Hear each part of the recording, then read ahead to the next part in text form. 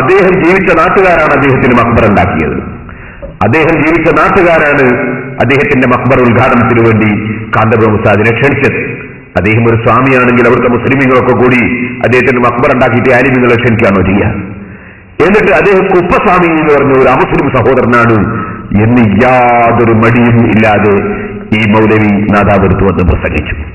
നിങ്ങൾക്കറിയാമോ, നിങ്ങൾ അമുസ്ലിമീങ്ങളുടെ ഒരു അമുസ്ലിം പാപ്പയുടെ കുപ്പസ്വാമി എന്ന് പറയുന്ന സ്വാമിനെ കേട്ടിട്ടില്ലേ? കുപ്പയുടെ അടുത്ത് ജീവിച്ചിരുന്ന ഓച്ചിറയിലെ കുപ്പസ്വാമി. ആ കുപ്പസ്വാമി എന്ന് പറയുന്ന മനുഷ്യൻ നിങ്ങൾ കാണുന്നുണ്ടോ? എന്നിട്ട് ഒരു വിവരവുമില്ലാത്ത, ഒരു ഔറത്ത് പോലും എനിക്ക് മറക്കാത്ത ഒരു സ്ത്രീയുമായിട്ട് ഒരു ഇന്റർവ്യൂ അവരുടെ സീഡിയിൽ കാണിച്ചു.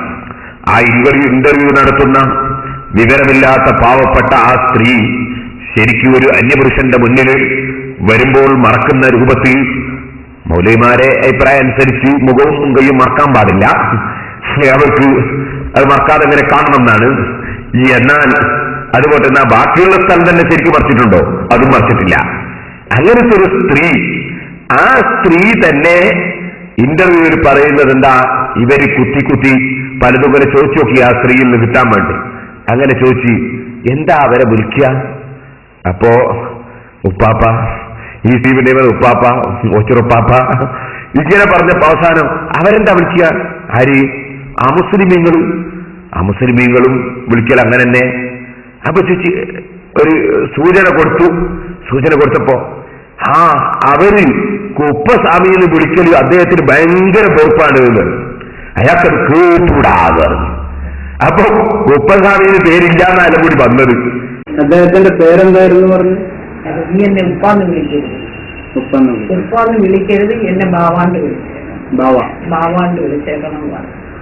അതെന്തോ അർത്ഥത്തിലാണെന്ന് എനിക്ക് അറിയത്തില്ല. കുപ്പാന്ന് നാട്ടുകാർ വിളിക്കുന്ന പോലെ ഞാനും കുപ്പാന്ന് വിളിക്കും. അവരെന്താ ഇദ്ദേഹം വിളിക്കുക? അവര് ഓച്ചറ് കുപ്പാന്ന് വിളിക്കും. അല്ല, പിന്നെ മുസ്ലിങ്ങള് എന്താ? മുസ്ലിങ്ങള് ഓച്ചറ് കുപ്പാന്ന് വിളിക്കുന്ന, ഹിന്ദുക്കളും അങ്ങനെ വിളിക്കുന്ന. പിന്നെ അവരൊരു ഇതിട്ട് കുപ്പസ്വാമി, അത് അദ്ദേഹത്തിന് കേട്ടൂല.